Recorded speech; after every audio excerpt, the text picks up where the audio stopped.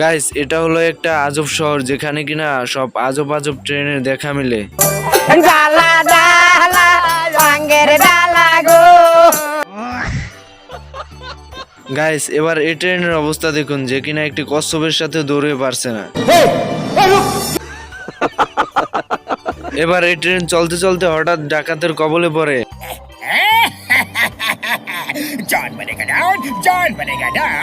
अरे मुझे चक्कर आने लग गया अब। ড্রাইভারের গায়ে দুর্গন্ধ থাকার কারণে ডাকাতরা পালিয়ে যায়। দেখো দেখো যন্ত্রটা দেখো। এর নাম হলো বক্সার ট্রেন, যাতে ডাকাতিরা ডাকাতি না করতে পারে। এই লোকটি জঙ্গলে আসে শিকার করতে, হঠাৎ হরিণের সাথে দেখা, তাই হরিণের পিছু নিতে থাকে।